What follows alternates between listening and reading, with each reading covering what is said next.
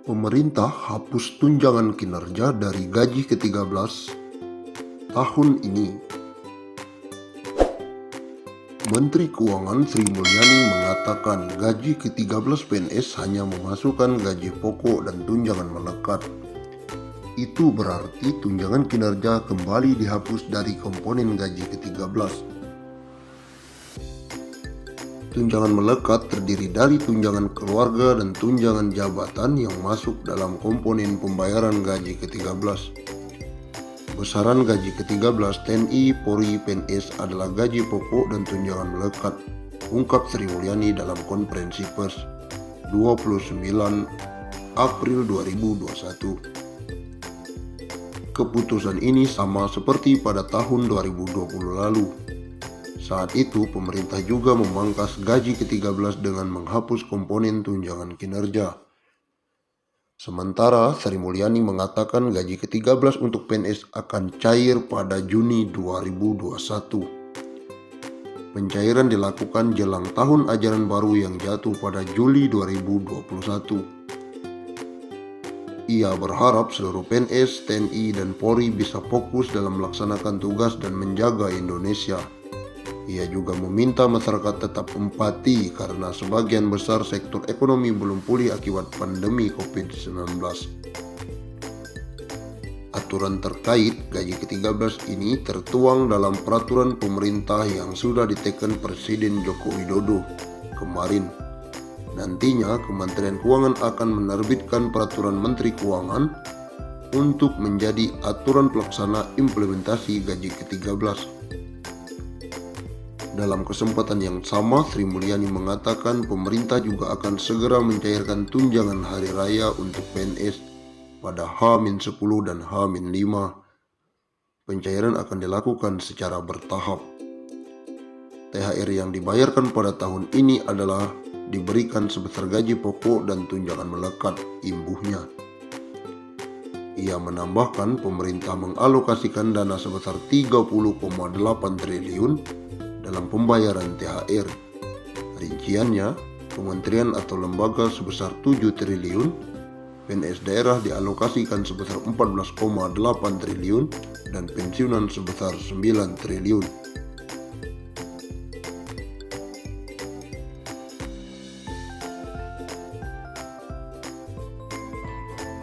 Menteri Keuangan atau Menkyu Sri Mulyani Indrawati memastikan tunjangan hari raya bagi pegawai negeri sipil, TNI, Polri akan mulai dibagikan pada H-10 hingga H-5 Lebaran tahun 2021. Untuk pencairan THR PNS 2021 dan para abdi negara lainnya tersebut, negara mengalokasikan dana sebesar 30,6 triliun yang terdiri atas THR PNS instansi pusat dan PNS di pemerintah daerah. Dia mengatakan dana THR PNS 2021 sebesar 30,6 triliun tersebut akan dibelanjakan untuk pusat dengan jumlah 15,8 triliun dan 14,8 triliun untuk daerah. THR PNS 2021 terdiri atas gaji pokok, tunjangan keluarga, tunjangan pangan dalam bentuk uang, dan tunjangan jabatan atau tunjangan umum sesuai jabatan. Sementara THR dan gaji ke-13 bagi calon PNS terdiri atas 80% gaji pokok, tunjangan keluarga, tunjangan pangan dalam bentuk uang saku, dan tunjangan umum. Komponen THR yang diterima pensiun masih sama, tetapi bedanya gaji pokok diganti dengan pensiunan pokok. Sri Mulyani lalu membeberkan alasan besaran THR PNS 2021 tak memperhitungkan tukin. Sebab APBD masih mempunyai instrumen utama dalam pemulihan ekonomi akibat pandemi COVID-19. Maka itu dana dalam APBN harus dibagi-bagi untuk pihak lain yang masih membutuhkan dukungan fiskal seperti masyarakat miskin dan rentan. Pemerintah memahami dalam situasi tahun ini COVID-19 yang membutuhkan dana dan anggaran APBN bagi penanganan dan pemberi perhatian bagi masyarakat. Oleh karena itu,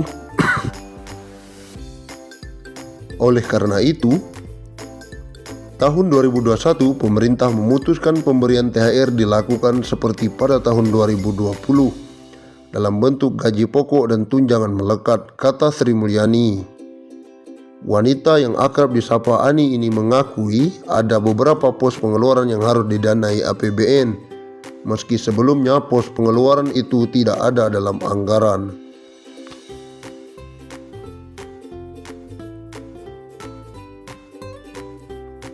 Misalnya saja untuk kartu prakerja, sebelumnya pemerintah hanya menganggarkan dana untuk kartu prakerja 10 triliun.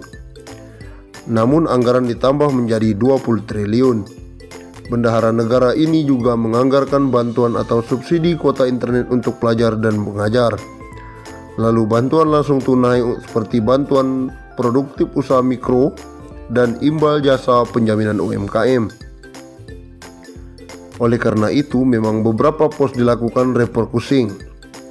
Namun komitmen pemerintah dalam rangka pemberian THR bagi ASN TNI Polri pada Idul Fitri tetap dipenuhi dengan pemberian THR, ungkap Sri Mulyani.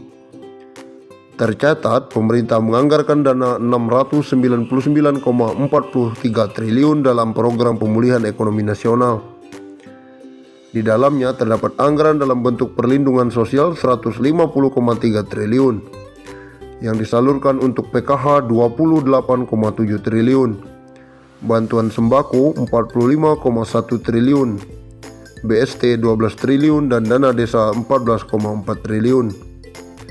Dana PEN juga antara lain diberikan untuk mendukung kinerja sejumlah perusahaan BUMN. Sementara alokasi pembayaran THR untuk ASN di lingkungan kerja atau lembaga dan TNI Polri 7 triliun, ASN daerah dan PK 14,8 triliun, serta pensiunan 9 triliun. Kebijakan ini diharapkan akan menjadi salah satu faktor pendorong konsumsi masyarakat, sehingga dapat membantu akselerasi pemulihan ekonomi, ungkas Sri Mulyani. Baru-baru ini muncul sebuah petisi terkait kekecewaan para pegawai negeri sipil soal besaran tunjangan hari raya atau THR PNS tahun 2021. Musababnya pemerintah memangkas besaran THR PNS pada tahun ini cukup besar, di mana komponen THR PNS 2021 hanya berupa gaji pokok dan tidak menyertakan tunjangan kinerja. Dilihat dari petisi tersebut, THR dan gaji 13 ASN lebih kecil dari UMR Jakarta. Petisi itu sejak 1 hari lalu kini sudah mendapatkan dukungan sebanyak 11.788 orang. Menteri Keuangan Sri Mulyani Indrawati telah memberikan statement bahwa THR dan gaji ke-13 ASN tahun 2021 hanya diberikan sebesar gaji pokok saja. Hal ini berbeda dengan pernyataan dan janji beliau sendiri pada Agustus tahun 2020 yang menjelaskan bahwa THR dan gaji ke-13 ASN tahun 2021 akan dibayar full dengan tunjangan kinerja sebagaimana telah dilakukan tahun 2019.